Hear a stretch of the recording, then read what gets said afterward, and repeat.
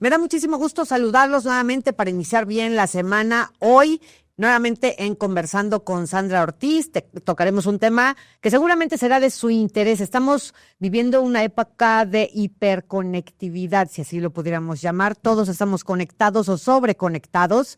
Todos tenemos teléfonos inteligentes, dispositivos inteligentes, pero ¿tiene esto consecuencias? Hoy, para hablarnos acerca de este tema, se encuentra con nosotros el psicólogo e historiador Alejandro Montiel Bonilla. ¿Cómo estás? Qué gusto tenerte nuevamente por aquí. ¿Cómo estás, querida Sandra? ¿Cómo están todos? Muchísimas gracias por la invitación. Y sí, es un tema, yo diría, esencial para analizar, para profundizar y sobre todo para que las personas tomen sus precauciones. Creo que desde hace algunos años se está reconfigurando esto de la salud mental, ¿no? Hoy no solamente tenemos pues adicciones como al alcohol, al tabaco, por ejemplo, sino también a los dispositivos. ¿Qué nos está generando esto? Bueno, mira, hay muchas maneras de enfocarlo. Hay muchos psicólogos, psiquiatras, sociólogos, antropólogos tienen teoría. A mí me gusta mucho porque es un libro que ha demostrado ser muy contundente, sobre todo por la investigación enorme que tiene, es un libro que se llama La generación ansiosa, de Jonathan Haidt, que es un psicólogo experto en temas de moralidad y temas de psicología social. Entonces, Jonathan Haidt nos propone varias maneras de explicar esto. En primer lugar, bueno, definir un poco qué es la ansiedad, ¿no? La ansiedad, digamos, es siempre esta manera que tú tienes de anticiparte a los peligros. Es decir, ojo, la ansiedad no es negativa, Sandra. La ansiedad, digamos, es algo que necesitas para sobrevivir. Es decir, sin la ansiedad, como especie humana, no hubiéramos sobrevivido. ¿Por qué?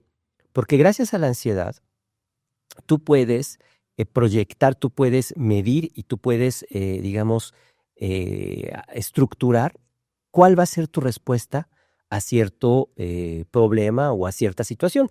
Vamos a suponer, por ejemplo, la ansiedad que te produce tener un examen. Bueno, si no está descontrolada, es muy buena porque el joven, el adulto, el niño, la niña, dice, bueno, estoy un poco nervioso, ¿no? Porque yo ya estudié, pero no sé qué me van a preguntar y entonces puedo fallar.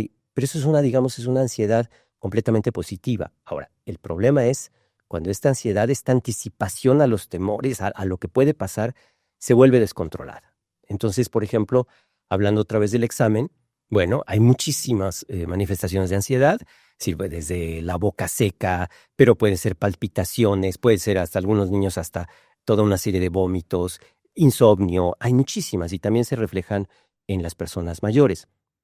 Entonces, ahí es cuando ya se tiene que intervenir de otra manera. Ahora, normalmente todos los diagnósticos psicológicos lo que te muestran es que si tú tienes un periodo prolongado de estos síntomas, estamos hablando más allá de 6 meses o por lo menos 6 meses, es cuando se debe atender. Es decir, todos tenemos ansiedad por alguna cosa, tenemos que pagar un préstamo, tenemos que hacer algo, ¿no? Es decir, esa ansiedad es, digamos, hasta cierto punto sana, ¿no? Es la normal. El problema es cuando está descontrolada. Ahora, lo que dice Jonathan Haidt, y ahí si quieres empezamos a ver las gráficas que traemos de este libro.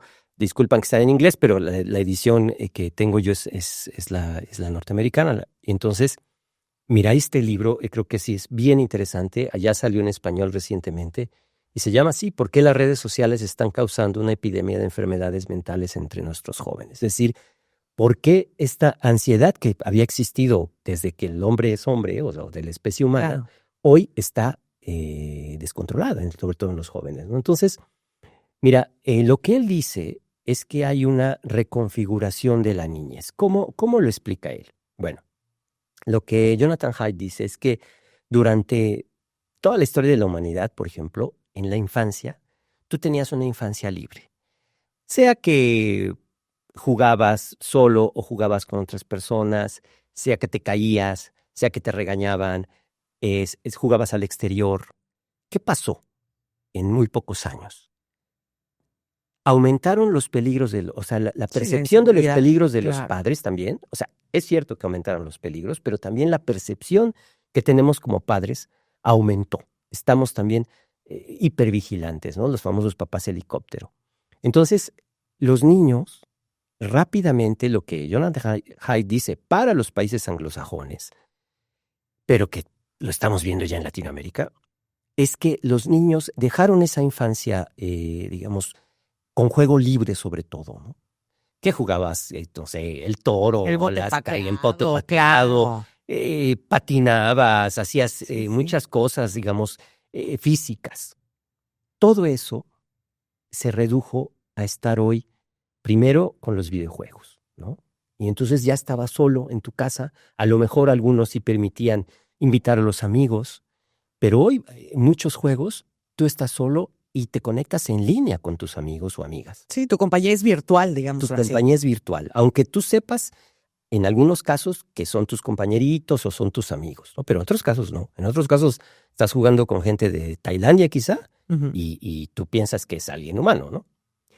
Entonces, lo que dice Jonathan Haidt es que esto se reconfiguró y entonces esa infancia que tenías, que finalmente estructuraba, porque ¿qué pasaba, por ejemplo, cuando tú te caías? Bueno, pues te raspabas, te abrías, a lo mejor algunos casos más graves, pero bueno, esas caídas te servían. Claro. Te servían para aprender que si tú hacías una cosa mayor, pues tu golpe iba a ser mayor. A la hora de que nosotros retiramos a los niños y los protegemos, los sobreprotegemos y les damos pantallas, entonces lo que dice Jonathan Haidt es, los protegemos del mundo real, pero los desprotegemos del mundo virtual.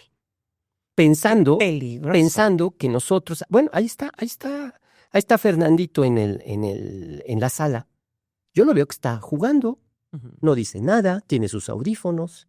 No da lata, además. No da lata. Porque también es muy cómodo dejarlos como niñeras con la pantalla. Es que bueno, eso ya lo hablamos la otra vez, es decir, es una epidemia, por ejemplo, tú ves en los centros comerciales y en el transporte público y en los mercados y en las calles, donde niños ya de 2 años, desde que pueden agarrar el smartphone, la pantalla, los papás los dejan que vean lo que sea.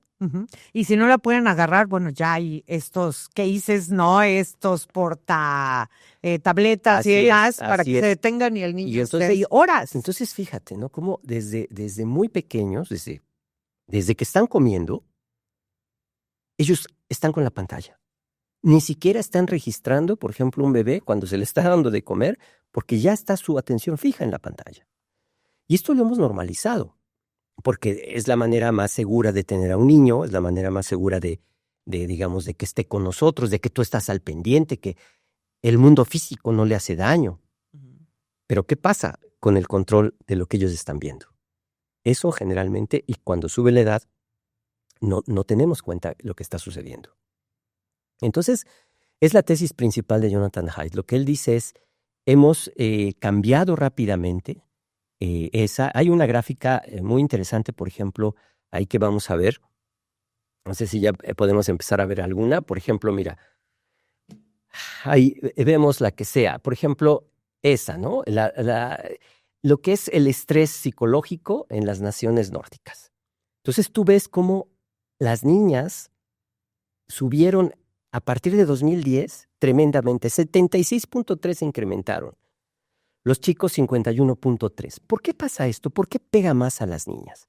Bueno, lo que dice Jonathan es porque básicamente le echa la culpa a 2 redes, que son Instagram y ahora TikTok, porque tú sabes que es, sobre todo Instagram, es básicamente imagen. No hay texto o los textos no son tan relevantes. Lo importante es el trancazo de la imagen. ¿Qué pasa con las mujeres? Se empiezan a comparar. Comparar. Si no estoy tan delgada como esta chica, si no tengo los vestidos de esta chica, si no he ido a las playas que ha ido esta chica, si no voy a los restaurantes. Incluso, ¿no? El estatus, todo el tiempo. Ese es uno de los grandes temas, ¿no? Es decir, que a lo mejor antes, oye, te platicaba tu amiga, ¿no? A lo mejor la que era millonaria. Ay, pues es que hice este crucero y después tomé este jet y no sé, ¿no? Ok, pero te lo platicaba. Ahora no te tienen que platicarlo. Tú, una niña de 12 años, de 13 años, a las 2 de la mañana, en su cuarto, tranquila, sin que el mundo físico la altere, está revisando probablemente una red social de una influencer o de una amiga que le está metiendo una presión. Y los papás no me dejarán mentir. 2, 3 de la mañana, los chicos están conectados. No duermen. Otra de las grandes consecuencias que señala Haidt es que hay una privación del sueño. Entonces, imagínate un estudiante, o yo como maestro así, de repente los recibo y los chicos no han dormido. Los chicos tú les repites las cosas y están como en otro mundo. ¿Por qué? Porque te das cuenta que no han dormido. Entonces, ahí está una gráfica muy interesante. Podemos ver otra. Porque ahí está, ¿no? Por ejemplo, el aumento de la depresión. Esto es para United Kingdom, para Gran Bretaña. Por ejemplo, es bien interesante, otra vez en las chicas, ¿no? Se te va al 40%, y ahorita te digo por qué, y a los chicos menos. ¿Por qué menos? Porque en general, digamos, el cerebro de los muchachos está un poco más cableado para más las actividades físicas, y lo que los ha salvado, paradójicamente un poco, son precisamente los videojuegos. Es decir, ellos se han protegido más jugando más videojuegos que las niñas. Las niñas ha subido la depresión porque entonces ellas sí están hiperconectadas todo el tiempo. Digo, y yo menciono Instagram por una red, pero eso es Snapchat, los estados de WhatsApp, Sí. Hay gente que digo, ¿cómo pueden poner toda su vida en historias de Instagram, por ejemplo, y ves, ya ni caben las rayitas de historias, porque registran toda su vida? Bueno, tú sabes, es muy común, ¿no? Que gente que viajó, que realmente tú le preguntas, oye, ¿y viste tal cosa? No, en realidad no vio nada. Lo que sí es fotografió y se sacó. Pero en realidad, inclusive los viajes se están volviendo solamente en una serie de imágenes inconexas, instagrameables, ¿no? pero que no tienen realmente relevancia para la persona que lo hace, ¿no? Eso es bien interesante. Entonces, mira, ahí es un poco la explicación por qué más las niñas, ¿no? Entonces, la depresión ha subido muchísimo, sobre todo en las mujeres, sobre todo de lo que estamos hablando de las teenage girls, es decir, desde los 12 a los 18 está pegando durísimo. Y lo único que ha salvado a los muchachos es un poco eso, ¿no? Que son más capaces o los videojuegos los han, digamos, absorbido más, y entonces eso ha hecho que su tiempo lo inviertan menos en esa comparación social, ¿no? Uh-huh. Es decir, y eso también está explicado porque en general la manera que tenemos históricamente, ahora acá está cambiando con las nuevas masculinidades, pero digamos, cuando tú tenías un conflicto con un hombre, bueno, si realmente escalaba y era muy fuerte, pues se resolvía muchas veces de manera física. Sí, a golpes, ¿no? Y algo eran tan amigos. Y después, a veces sí, a veces no. Pero las mujeres, el problema un poco de ese tipo de relacionamiento social que se ha construido a través de los siglos, es que al evitar la violencia, entonces las formas de violencia se reparten en muchos rubros, ¿no? Se comparan en el vestido, se comparan en los zapatos, se comparan en el maquillaje, se comparan en el peso, se comparan en el novio que tienen, se comparan en el carro que tienen, y entonces toda esa hace que digamos, haya una disputa, una violencia que está en muchos órdenes, ¿no? Y entonces es muy complicado a veces, por ejemplo, que realmente dos mujeres que tuvieron un conflicto vuelvan a tener una buena relación. Sí. En general, no lo hacen, ¿no? En general, una amistad se rompe y es muy, muy difícil que se vuelva a reparar entre las mujeres. Entre los hombres no es tan difícil. Y eso tiene que ver con esto. Si vemos otra gráfica, para irlas comentando, eso también es impresionante. Es decir, las autolesiones, 188%, un incremento desde 2010. Porque fíjate, lo interesante que dice Haidt es 2004, 2005, 2006, 2007, veníamos con las mismas estadísticas, un poquito más, un poquito menos, ¿no? Pero donde da el salto brutal es a partir, lo que dice Haidt, a partir de la llegada de los smartphones, de los teléfonos inteligentes. Que más o menos tú ya estás y... Bueno, lo que dice Haidt es 2010, 2015, para los países anglosajones, ojo. Ajá. Quizá en Latinoamérica, en México, es un poquito más tarde. Pero yo el problema, Digo, me encantaría estar analizando un libro que se produce para nuestro espacio mexicano. Desgraciadamente, no está producido. Esa es una realidad y es una laguna de la investigación muy triste. Entonces, tenemos siempre que tomar estos datos de otros países y de otros investigadores, ¿no? Pero mira, y entonces los muchachos, al contrario, se han mantenido. Se han mantenido inclusive hasta 2020. Sí hay un incremento del 48%, pero se han mantenido. Pero no la locura de un 188%. Pero aquí estamos hablando, Sandra, de autolesiones. Chicas que al verse tan frustradas, al verse tan ansiosas, son capaces de hacerse daño. Estamos hablando de anorexias, estamos hablando obviamente de objetos punzocortantes. Estamos hablando realmente de algo que te hace un daño profundo, a veces irreparable, ¿eh? Entonces, ahí también hay que tomar cartas en el asunto.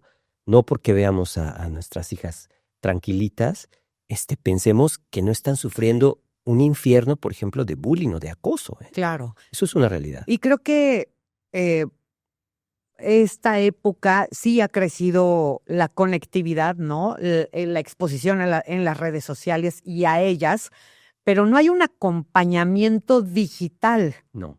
Ni hay una inteligencia emocional, ¿no? Digital, si es que así lo podemos llamar. O sea, nadie nos enseña cómo lidiar con todo lo que estamos viendo. Hay una gráfica bien interesante que ahorita vamos a exactamente que va a tocar eso. Es decir, no sé si la podemos buscar, la que hay una adecuación, digamos, el radio, y lo analiza Haidt, o sea, la época de la radio, tomó unos 40, 50 años en que el ser humano se adecuara al radio, a escuchar, ¿no? Y entonces, ¿cuál era? Pues escuchabas las noticias en familia o no en familia, pero digamos, hablando de tecnologías de comunicación.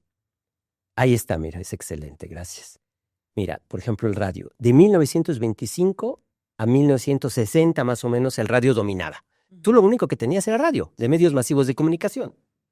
Pero ya a partir del año 70 empieza la televisión, y la televisión en color, ¿no? Bueno, pero fíjate, es decir, el radio dominó unos 35 años, la tele unos 20 años o 30, un poquito más. El internet, digamos que tuviéramos internet y eso, pues ya unos 10 años. Pero aquí lo que señala Jonathan Haidt es que el social media, el smartphone, solamente ha tomado 5 años en que domine a toda la población. ¿Y por qué lo digo? Por lo que tú estás diciendo. Es decir, es muy difícil que tú tengas, en general, un cerebro que sea lo suficientemente robusto, una corteza prefrontal que sea lo suficientemente robusta ante esta avalancha de conectividad y esta avalancha de redes sociales que, ojo, padres de familia y usuarios, toda red social es un negocio. Lo que quiere, y el negocio principal es que tengas tu atención.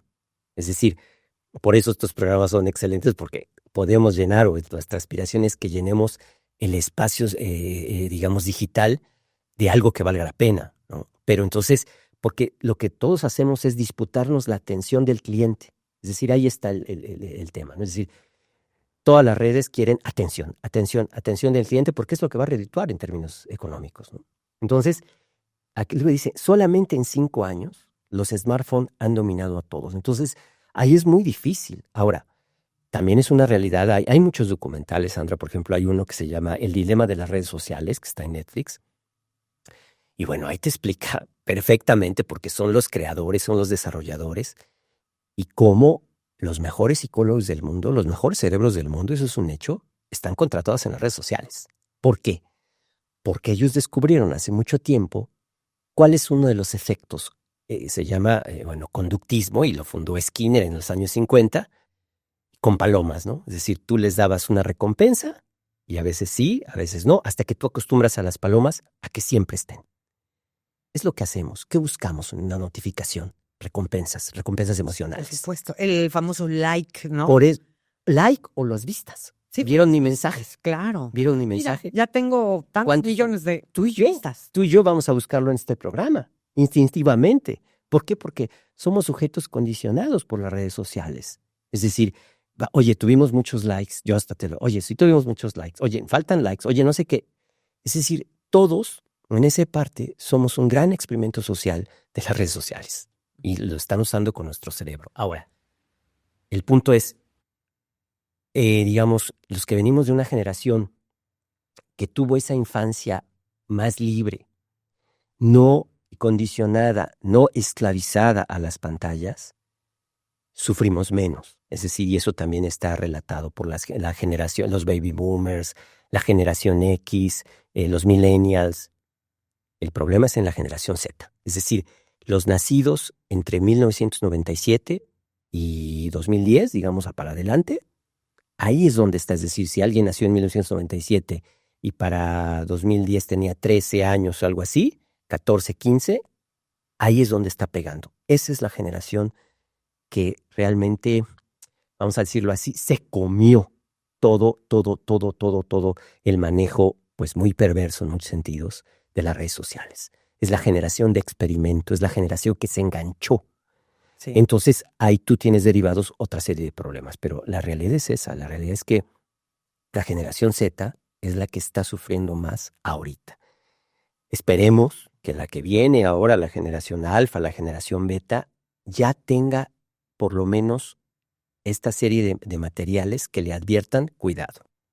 Si tú enganchas a un niño desde los 2, 3 años, ¿qué está pasando, Sandra? Jóvenes que no pueden articular un discurso largo, que no pueden escuchar ni siquiera, vamos a decir así, un LP, un álbum completo de un artista, no pueden. No, y ya ni digamos leer, por ejemplo. Deja, una película. Sí. No la aguantan. Hoy estamos sumergidos en esto de las redes sociales en un mundo de inmediatez. Es completa, porque es lo que te digo, o sea, finalmente, mira, hay un libro también básico que se llama La civilización del pez rojo, y este libro, que es de un francés, un analista francés, nos muestra que Google hace mucho, ya estamos hablando hace más de 15 años, empezó a diseñar sus contenidos para que se pudieran hacer en 8 segundos. Porque la teoría era que el pez rojo, cuando da una vuelta a su pecera, su mundo cambia cada 8 segundos. Y es como si se le olvidara. Así estamos.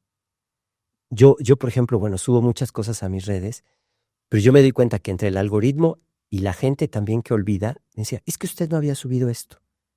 Sí, yo lo había subido muchas veces, pero no importa.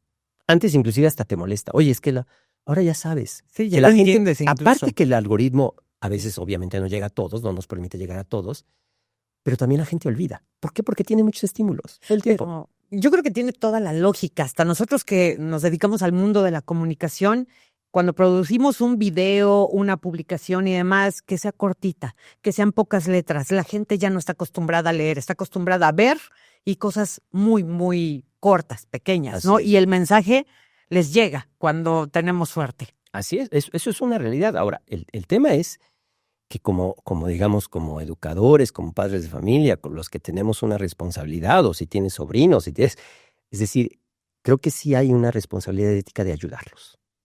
Es una responsabilidad ética de realmente de lograr que estos jóvenes no fracasen en su vida profesional y que sí realmente puedan, pues, desarrollar un discurso. Porque la realidad es que está ahí una crisis bien fuerte, sobre todo en el área profesional.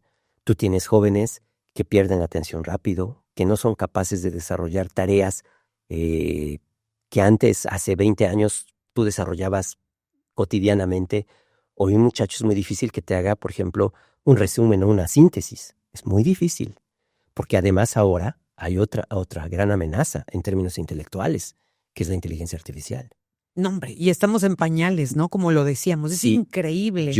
Pero por ejemplo, en términos, yo trabajé, o sea, mucho desde que salió ChatGPT, el 3, y tú te das cuenta que, claro que es maravilloso como un predictor de textos, pero de repente tú pides más cosas y entonces te das cuenta que las fuentes están cruzadas, que las fuentes no son reales, que inventa muchas cosas. Evidentemente eso no es ético, pero hoy por hoy, ¿qué muchacho va a darse cuenta de que eso es falso y de que está mal fundamentado? Generalmente se lo va a tragar, así va a entregarlo así al maestro, y entonces es lo que está pasando en muchas universidades, Sandra. Es una tristeza, pero hay que decirlo abiertamente. Por eso sí, los padres, los educadores tienen que intervenir, porque entonces tanto el muchacho produce y también la carga para los maestros. Y dices, bueno, me trajiste un ensayo de 25 páginas, que es pues, DeepSeek o ChatGPT o Gemini o lo que sea, pues lo produjo en 10 segundos. Óyeme, hazme un ensayo sobre la Primera Guerra Mundial. Pum, pum, pum, pum, pum, características, países, una pieza maestra. El profesor ya no tiene capacidad para discernir si lo hizo o no lo hizo. Eso es una realidad. Entonces, es una época muy compleja en la educación porque estamos jugando, digamos, un poco a hacernos tontos todos. Sí, ¿no? sí. El alumno produce maravillosamente en 10 segundos ensayos de 25 páginas. Que ni siquiera leyó, seguramente. Así como se lo entregó ChatGPT, ¿no? Así lo entregó. Y estamos hablando acerca de el estudio, pero si nos pasamos al trabajo, ¿no? Nuestra vida cotidiana es mucho más grave. Tú y yo, que digamos que hemos trabajado juntos y que de repente vemos cada barbaridad en pantalla, faltas de ortografía, Sí, terrible. errores de redacción que tú dices, ¿cómo es posible que hoy, teniendo el más simple, el Word, que básicamente es un maestro de literatura, cómo es posible que en pantalla se den esos errores? Cuando antes no teníamos esos errores, o eran muy contados, o te costaba el trabajo, ¿no? Te costaba la chamba. Hoy no. Hoy esos errores no solamente no se han evitado, sino que se han multiplicado. Entonces, creo que sí tiene que ver todo esto con este aumento, digo, de ansiedad en muchos sentidos, pero también con que los padres de familia no saben cómo actuar. Ahí siempre me gusta a mí también hurgar en la raíz económica, también un poco hablar de por qué hoy estos padres son tan permisivos, es decir, los de la generación Z.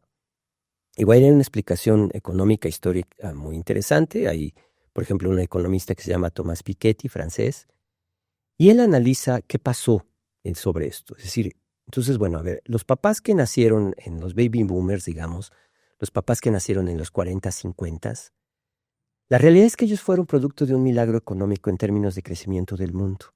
Tú tenías terminada la Segunda Guerra Mundial y hubo, pues pensemos en México, ¿no? Imagínate, en los 60, de repente un proyectazo como la carretera México-Puebla, ¿no? ¡Wow!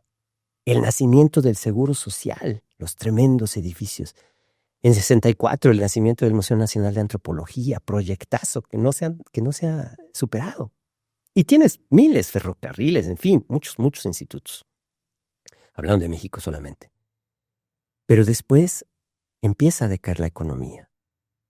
Y digamos, donde está el quiebre muy fuerte ya es en el año 90-2000. Entonces estos padres, digamos que son los papás de la generación Z, ellos, a diferencia de los padres baby boomers, que eran más viejos y creo que habían vivido pues una época de crecimiento, o sea, tú con un trabajo, Sandra, con un trabajo, tú podías mantener a tu familia. Y tú llegabas y todavía estabas con sus hijos y cenabas con ellos, con un trabajo. Incluso dos. Incluso dos familias, digo. Claro. Y entonces, sabía. Y entonces tú tenías eso en ese momento, pero la economía va cayendo.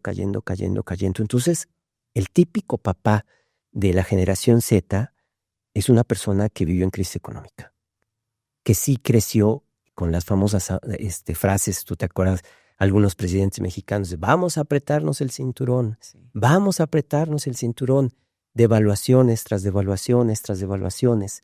Entonces, ese marco económico sí tuvo también que ver en esta sobreprotección que se tiene en los chicos. Eso es una realidad, ¿no? Es decir, y la frase, es que yo no quiero que sufras lo que yo sufrí. Y eso está dando en la torre a muchos jóvenes. Es decir, es cierto, eso es un debate, ¿no? Es decir, ¿hay más peligros que antes?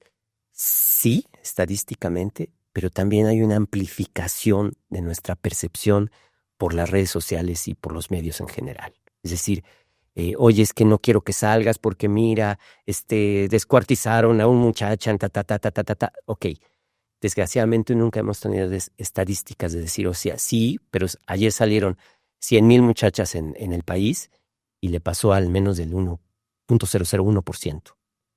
Entonces tú te vas con esa idea, ¿no? Es decir, somos padres hipervigilantes que tenemos mucho miedo de dejar solos a nuestros hijos, tenemos mucho miedo de que se golpeen, de que no puedan levantarse, y sinceramente ese miedo está haciendo que destruyamos a nuestros hijos porque no estamos permitiendo que se equivoquen, no estamos permitiendo que se caigan, no estamos permitiendo que se hagan daño cuando se deben hacer daño. Claro, sino como aprenden. Y entonces resulta que tú tienes un chico de 30 años que se cae y entonces sí, es muy posible que ya no se levante. ¿Por qué? Porque todas esas caídas que tú le impediste de niño, Claro. eso es lo que lo iba a formar. No, déjame, ya me caí, me pegué, pero no me importa, me levanto. Entonces ahora los papás, yo veo, ¿no? Protegen, ponen colchones en las mesas, en los filos, ocultan los cuchillos, ponen doble cerradura, ponen rejas, ponen todo para que el bebé y el niño no se vaya a golpear. Y eso es lo que dice Jonathan Haidt. Lo estamos protegiendo para el mundo físico, pero dejando completamente desnudo para todos los depredadores que existen en el mundo digital. Ojo Qué con peligroso. eso. Así es. ¿Cuáles serían, digamos, las banderas rojas para los padres de familia que nos estén viendo? ¿Cómo saber que mis hijos, y cómo saber que incluso yo padezco de ansiedad digital? Bueno, sí hay muchas características. Por ejemplo, una de ellas es si tú te levantas, a lo mejor hacemos una excepción con la gente que trabaja en medios, ¿no? Ándale. No, pero con la gente que trabaja en medios, porque depende, ahora sí que depende tu chamba de eso, ¿no? Pero digamos, si tú no estás en medios y en temas de información, y tú lo primero que haces es ver el celular y empezar a checar tus notificaciones o lo que hay, o lo peor, ¿no? ¿Qué publicó ayer tu amiga o tus conocidas o todo eso? Y te cuestas con eso. Si realmente pierdes el sueño por eso, la deprivación de sueño es tremenda, ¿no? También, si te levantas y es que tengo insomnio y tomas el celular, y este comportamiento lo has hecho por más de 6 meses, estás hablando que sí estás ya teniendo principios de un problema y que tienes que ser muy consciente que esto al final, si no duermes, pues te va a desgraciar la vida. Ya no vamos a hablar acá, pues es infinito desde que te sometas a toda una serie de peligros. Oye, te caes, puedes chocar, puedes tener otro accidente simplemente porque tu atención está completamente minada porque no dormiste. El sueño es básico, el sueño es lo más importante, Sí, ¿no? sí. No dormí, a lo mejor por otras causas, ¿no? Por trabajo y demás, pero incluso choqué, o sea, porque perdí la atención total, no me dormí ni nada, pero estaba distraída. Es que apenas se está descubriendo, pero no solamente es como, digamos, una limpia de todo el día, sino que también el cerebro sí se reconfigura cuando descansa, ¿no? El sueño es esencial, pero ahora para los niños y los jóvenes es la hormona del crecimiento. Simplemente va a salir o no va a salir si el niño está durmiendo bien. Si no está durmiendo bien, no. ¿Cuándo le darías a un niño? Mira, a una persona, esta como papá, a tu hijo, ¿a qué edad le darías? Haidt también ya lo aborda, y de hecho él pide a las autoridades que intervengan en esto, ¿no? Yo lo creo que, sinceramente, pero yo sé que esto prácticamente todos lo van a ver como un sueño, antes de los 16 años se le pudiera dar red social. Yo creo que... Ya no hablemos de celular, hablemos de red social. A lo mejor el smartphone, ya al límite, yo creo que, y depende mucho de la madurez, Sandra, del niño, y de la confianza que tú tengas. Yo pienso que a los 12 años, a los 13 años, si pudiéramos esperar lo más que pudiéramos esperar, y ojo, mi consejo sí es, en verdad, si pueden decir, sabes que mejor si te dejo más jugar videojuegos, pero el Instagram no, mejor. O sea, sí vale la pena, y está demostrado por las estadísticas que te di, que los niños que están más, concentrados en sus videojuegos tienen menos afectaciones que estarse comparando estatus en términos de imagen, ¿no? Mira, por ejemplo, ahí también estamos viendo, bien interesante, ¿no? La ansiedad que prevalece en cada edad. Fíjate cómo los mayores de 50 básicamente están bien, es decir, no han subido. se va incrementando entre 35 a 49 al 52, 26, 34 ya al 103, pero de 18 a 25 años, que es la generación Z, 139% desde 2010. Y vamos para arriba, Sandra. Sí. Vamos para arriba, eso es real. Entonces, yo sí creo que es necesario que los papás se capaciten, o sea, que sí comprendan que no es una broma. También mucha crítica que tuvo Heidi, y bueno, los que decimos esto también lo tenemos, es que dicen, a ver, antes estaba el cine y lo satanizábamos, antes estaba la tele y la satanizábamos, antes estaba no sé qué y lo satanizábamos. No, Era un ratito. no, esto en realidad, mira, a mí lo que sí he visto en las investigaciones es que quien está detrás de todas las redes sociales son auténticos genios. Son, lo repito, o sea, Mark Zuckerberg no contrata a cualquiera. Los mejores cerebros del mundo, en TikTok, en Facebook, en Instagram, en todas las redes, los mejores, yo te digo, los mejores psicólogos del mundo están contratados por las redes sociales. ¿Cómo te explicas que tú siempre tienes en tu red social favorita lo que te gusta? El contenido que necesitas en ese momento. Que si es motivación, que si es compra, que si es consejos, que si es belleza, que si es ropa, que si es una reflexión personal. ¿Cómo lo saben en las redes? Los mejores psicólogos hoy, aquí las tenemos en nuestra palma de la mano. El problema es que no comparten la información con nosotros, sino que se la quedan ellos. Entonces, nosotros ya estamos completamente mapeados. Eso es un hecho. Es decir, tu teléfono te conoce hace muchos años. Por ejemplo, un estudio de Cambridge Analytica decía, estaba ubicado en Facebook y era la primera elección de Trump, decía, con 10 likes te conozco mejor que tu amigo. Con 100 likes te conozco mejor que tu esposa. Con 300 likes que tú des a las publicaciones, yo, red social, te conozco mejor de lo que tú te conoces a ti mismo. Eso es una realidad. Eso es una realidad. Eso es una realidad. Porque tú ya le diste. Ellos saben en qué momento diste like, a qué contenidos, a qué productos, a qué personas, cuáles son los perfiles de personas que tú favoreces. Todo eso, eso es lo que quisiéramos los psicólogos. Eso es lo que nos tardamos quizá años y quizá nunca lo vamos a obtener porque, ¿sabes? Tú te desnudas frente a tu teléfono. Sí. Nadie te conoce como tu teléfono, lo que ves, el tiempo que lo ves. Y los teléfonos, pues, por supuesto, además que registran las expresiones faciales, saben lo que sientes. En términos de psicología, es el paraíso. Pero el problema es que esa información no la tenemos abierta y solamente la tienen las redes sociales para hacer negocio y engancharnos más y más y más y más. El consejo para los padres entonces sería regular, una es vigilar, creo que es lo lógico. Vigilar, Sandra, pero sobre todo yo creo que lo de siempre es construir una relación de confianza, Sandra. Si no hay una relación de confianza, si tú no permites eso en estos tiempos, no hay manera tampoco. Es decir, saber que existen peligros, saber que a tu hija de 15 años la puede estar siguiendo un tipo de 50. Pero además escondido en un perfil de un chavito de su misma edad. Pero tener esa relación de confianza. Si tú no tienes esa relación de confianza con los hijos, es imposible que tú realmente vigilando. Luego me dicen algunos papás, no, es que el teléfono de mi hijo sí se lo di, pero tiene 20 controles parentales. Eso no sirve. Todos se lo van a volar. La búsqueda de pornografía, todo esto, es decir, depende de una relación única. No hay... La gente busca mucho fórmulas mágicas que valgan para todos, ¿no, Sandra?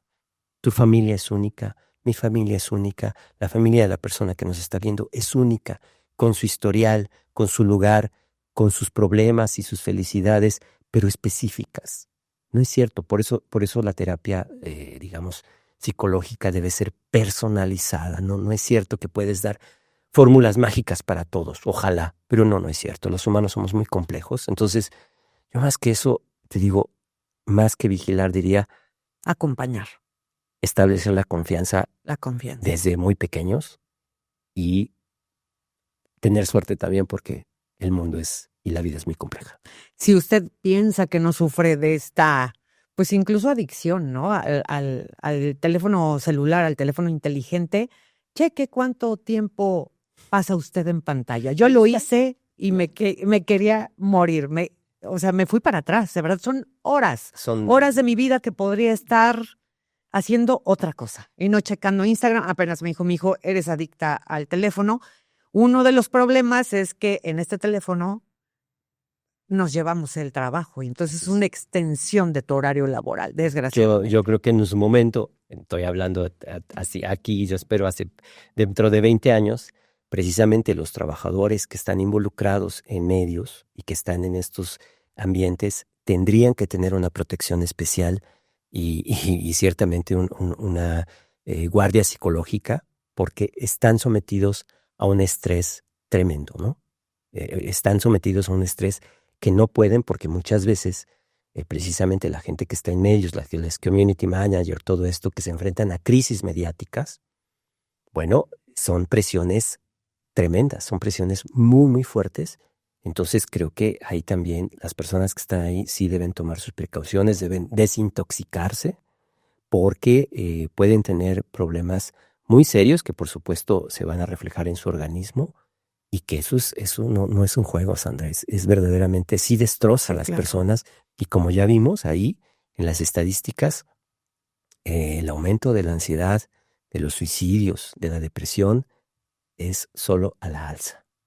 A los chavos es a los que les está yendo peor, ¿no? Uno como quiera ya la brincó, vivimos otra época. Vivimos otra infancia. Vivimos otra infancia. Y eso nos dio tiempo para estructurarnos para el mundo real. Yo me imagino ya a muchos muchachos o muchachas, chicos, chicas, creo que uno de los grandes problemas es que ya no saben distinguir qué es real y qué no es real. Porque cuando tú pasas toda tu vida en la pantalla, ya no sabes distinguir. Y hoy, te lo repito, con los temas de inteligencia artificial, es imposible saber qué es real y qué no es real. Es imposible. Pero te digo, al menos nosotros estamos preparados para eso. Pero los muchachos que nacieron en esa época, y es muy claro lo que dice Haidt, a partir de 2012, es muy difícil que la brinquen si no son conscientes y si no tienen ayuda. Alejandro Montiel Bonilla, psicólogo e historiador, es un gusto como siempre platicar acerca de estos temas y usted tenga mucho cuidado con sus chavos, con sus hijos y bueno, nosotros seremos adictos, ¿no? Pero ellos son los que están más desprotegidos ante todo esto, hay que protegerlos. Por supuesto, y yo insisto, ¿no? Relación de confianza con ellos, con tus seres queridos y en general, ¿eh? Porque no olviden, las redes sociales son un negocio. Muchas gracias. Gracias. Te agradezco y a usted también le agradezco el favor de su atención. Nos vemos próximamente.